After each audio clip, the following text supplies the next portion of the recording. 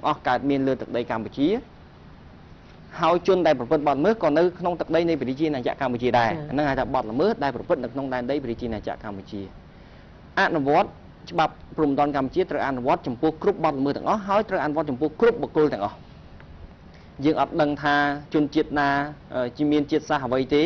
ឲ្យតែចូលមកដល់ក្នុងទឹកដីកម្ពុជាក៏ត្រូវតែគោរពច្បាប់ព្រំដែនកម្ពុជាហើយបើគាត់ប្រព្រឹត្តបំពានលើច្បាប់ព្រំដែនកម្ពុជានៅក្នុងករណីនេះគាត់ត្រូវទទួលទោសតាមច្បាប់ព្រំដែនកម្ពុជាឧទាហរណ៍ថាមានជនជាតិផ្សេងគេមកសម្លាប់មនុស្សទោះបីសម្លាប់អ្នកនោះគឺជាជនជាតិអ្វីក៏ដោយនៅលើទឹកដីកម្ពុជាឧទាហរណ៍ជនជាតិណាមួយមកសម្លាប់បុគ្គលណាម្នាក់តែជាពលរដ្ឋខ្មែរនៅលើទឹកដីកម្ពុជាយើងចាត់ទុកថាបទល្មើសប្រព្រឹត្តលើដែនដីនៃប្រជាណាចក្រកម្ពុជាច្បាប់ព្រំដែនកម្ពុជាត្រូវផ្តន្ទាទោសចំពោះករណីនោ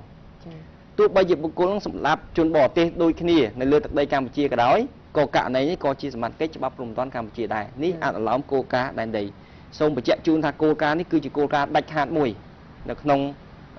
ប្រព័ន្ធនៃការគ្រប់គ្រងរដ្ឋហើយគ្រប់ប្រទេសទាំងអស់គឺគេត្រូវយកច្បាប់ព្រំដែនហ្នឹងយកមកអនុវត្តហើយចៅក្រមមិនដែលយកច្បាប់ព្រំដែនបរទេសមកអនុវត្តទេគឺត្រូវយកអនុវត្តច្បាប់ព្រំដែនកម្ពុជាដើម្បីធានាសុវត្ថិភាពសន្តិសុខសណ្ដាប់ធ្នាប់នៅក្នុងសង្គមហ្នឹងបាទម្យ៉ាងទៀតពេលខ្លះពាក្យថាដែនដីនៃប្រជាណាចក្រកម្ពុជានេះគឺយើងសម្ដៅយកដែនដីគោកដែនដីទឹកដែនដីអាកាសដែនអាកាសសំទោសប៉ុន្តែមានស្ថានភាពមួយចំនួនទឹកដីមួយចំនួនគឺអត់ស្ថិតនៅក្រោមដែនដីយើងទេឧទាហរណ៍ដូចជាស្ថានទូតបរទេសចា៎ស្ថានកុងស៊ុលរបស់បរទេសដែលលើទឹកដីកម្ពុជាហ្នឹងគឺមិនមែនស្ថិតនៅក្នុងគេហៅថាអធិបតេយ្យរបស់ប្រជាណាចក្រកម្ពុជាទេឧទាហរណ៍ថាបើមានបទល្មើសកើតឡើងនៅក្នុងស្ថានទូតហ្នឹងយើងសួរថាតើយើងចាត់ទុកថាជាបទល្មើសដែលប្រព្រឹត្តនៅក្នុងដែនដីកម្ពុជាហើយច្បាប់ព្រំដែនកម្ពុជាមានសមត្ថកិច្ចអនុវត្តទេជាចម្លើយគេថាក្នុងករណីនេះមិនមែនជាសមត្ថកិច្ចរបស់ច្បាប់ព្រំដែនកម្ពុជាទេបាទប៉ុន្តែលើកលែងករណីមួយចំនួនទៀតឧទាហរណ៍តាមរយៈឧទាហរណ៍ថាមានពលរដ្ឋខ្មែរត្រូវបានគេសម្លាប់ឬមួយក៏ត្រូវបានគេរំលោភបំពាននៅក្នុងដែនដីស្ថានទូតណាមួយឧទាហរណ៍មិនអាចកើតមានឧទាហរណ៍ថាកើតមានចុះឬមួយត្រូវបានគេវាយក្នុងស្ថានទូតណាមួយចុះដែលមានគេហៅថាពលរដ្ឋខ្មែរជាជនរងគ្រោះឬក៏ពលរដ្ឋខ្មែរយើងនេះបានប្រព្រឹត្តបទល្មើសនៅក្នុងស្ថានទូតណាមួយចុះនៅក្នុងករណីនេះច្បាប់ព្រំដែនកម្ពុជាយើងចាត់ទុកថាជាប្រភេទបទល្មើសដែលប្រព្រឹត្តនៅក្រៅដែនដីនៃប្រជាណាចក្រកម្ពុជាសមត្ថកិច្ចរបស់បាទជាទូទៅត្រូវសមត្ថកិច្ចរបស់ច្បាប់ដទៃប៉ុន្តែដោយសារតែក្រមព្រំដែនយើងបានចែងស្ថានភាពនេះទុកជាមុនថាប្រសិនបើបទល្មើសដែលប្រព្រឹត្តដោយពលរដ្ឋខ្មែរបទល្មើសដែលប្រព្រឹត្តដែលមានជនជាតិខ្មែរពលរដ្ឋខ្មែរជាជនរងគ្រោះហ្នឹងស្ថានភាពកលៈទេសៈពិសេសមួយចំនួននោះគឺគេអាចផ្ដល់សមត្ថកិច្ចមកឲ្យច្បាប់កម្ពុជាបានដែរអានេះហៅថាសមត្ថកិច្ចតាមគោលការណ៍សញ្ជាតិបាទដូចគ្នាដែរក៏សូមអនុញ្ញាតជម្រាបជូនថាដែនដីនៃប្រជាណាចក្រកម្ពុជាមិនមែនសំដៅត្រឹមតែដែនដីដែលយើងបានដឹងនៅក្នុងសារភាពថានៅលើទឹកដីកម្ពុជាប៉ុណ្ណឹងទេស្ថានទូតរបស់ប្រជាណាចក្រកម្ពុជានៅបរទេសក៏យើងត្រូវចាត់ទុកថាគឺជាដែនដីនៃប្រជាណាចក្រកម្ពុជាដែរមានន័យថាបើមានបទល្មើសប្រព្រឹត្តនៅក្នុងស្ថានទូតនៃប្រជាណាចក្រកម្ពុជាឧទាហរណ៍នៅរដ្ឋបរទេសណាមួយដែលយើងមានស្ថានទូតនៅទីនោះនៅក្នុងករណីច្បាប់ព្រំដែនកម្ពុជាក៏មានសមត្ថកិច្ចគ្របដណ្ដប់ទៅលើស្ថានភាពនេះហើយអនុវត្តចំពោះបទល្មើសទាំងអស់នោះដែរនេះគឺគេហៅថាបទល្មើសដែលប្រព្រឹត្តក្នុងដែនដីមានន័យថាទាំងជនល្មើសទាំងធៀបសំអីទាំងអស់ហ្នឹងគឺស្ថិតនៅក្នុងដែនដីនៃប្រជាណាចក្រកម្ពុជាតែម្ដងប៉ុន្តែគោលការណ៍ដែនដីនេះមិនមែនអនុវត្តត្រឹមតែស្ថានភាពបទល្មើសដែលត្រូវមានធៀបសំទាំងអស់នៅក្នុងដែនដីប្រជាណាចក្រកម្ពុជាឬមួយក៏ជនល្មើសត្រូវនៅប្រជាណាចក្រកម្ពុជាទាំងអស់ទេស្ថានភាពមួយចំនួនបទល្មើសមួយចំនួនអាចប្រព្រឹត្តមិនមែននៅក្នុងដែនដីប្រជាណាចក្រកម្ពុជាទាំងស្រុងទេប៉ុន្តែច្បាប់យើងបានចាត់ទុកថាបានប្រព្រឹត្តលើដែនដីដែរស្ថានភាពនេះគឺមានចំនួន5ចំណុចដែលក្នុងនោះច្បាប់កម្ពុជាយើងបានចែងកំណត់ថាជាប្រភេទបទល្មើសដែលចាត់ទុកថាបានប្រព្រឹត្តនៅលើដែនដីនៃប្រជាណាចក្រកម្ពុជាខ្ញុំសូមអនុញ្ញាតលើកជូនដោយទូទៅទី1គឺបទបញ្ញត្តិដែលអនុវត្តសម្រាប់អំពើណាមួយនៃបទល្មើសដែលបានប្រព្រឹត្តលើដែនដីនៃប្រជាណាចក្រកម្ពុជាឧទាហរណ៍ដូចជាបទល្មើសឆបោកបទល្មើសឆបោកឧទាហរណ៍ថាជនល្មើសគាត់ប្រើប្រាស់មធ្យោបាយឆបោកនៅលើដែនដីនៃប្រជាណាចក្រកម្ពុជាប៉ុន្តែការប្រគល់ទ្រព្យសម្បត្តិតាមមធ្យោបាយឆបោកហ្នឹងគឺប្រព្រឹត្តនៅលើទឹកដីនៃរដ្ឋបរទេសអញ្ចឹងយើងឃើញធៀបសំប្របែក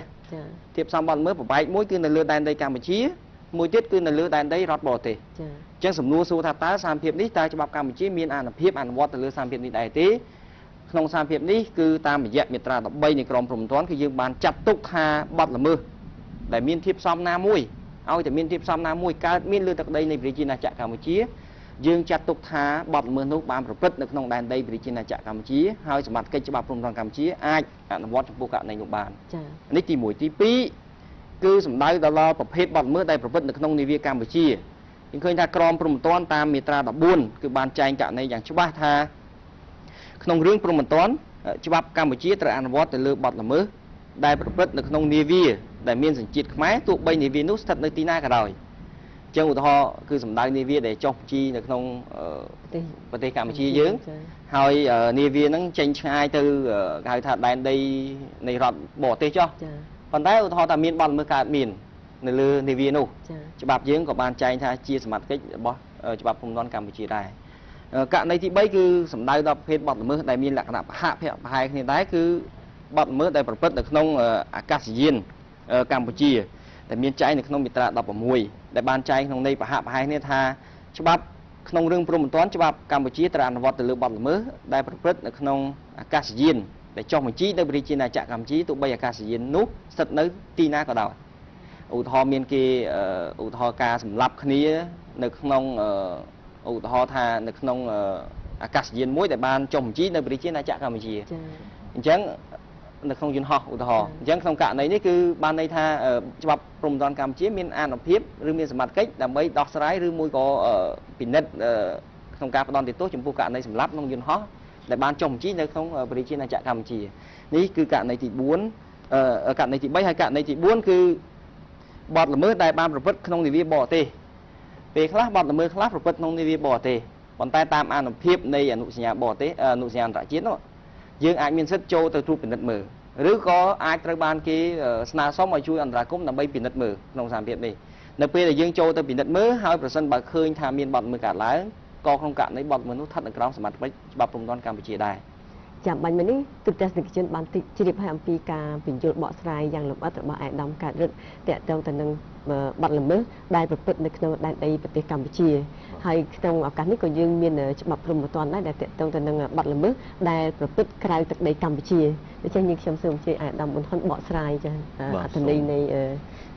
បទល្មើសនេះក្រៅពីបញ្ហាអនុវត្តច្បាប់ព្រំដែនទៅលើបទល្មើសដែលបានប្រព្រឹត្តនៅក្នុងដែនដីប្រជាណាចក្រកម្ពុជាគឺថាក្នុងក្រមព្រំដែនយើងនេះគឺបានចែងអំពីសមត្ថកិច្ចឬក៏អនុភាពអនុវត្តច្បាប់ព្រំដែនទៅលើបទល្មើសដែលបានប្រព្រឹត្តនៅក្រៅដែនដីប្រជាណាចក្រកម្ពុជាផងដែរគឺយើងពិនិត្យឃើញនៅក្នុងមាត្រា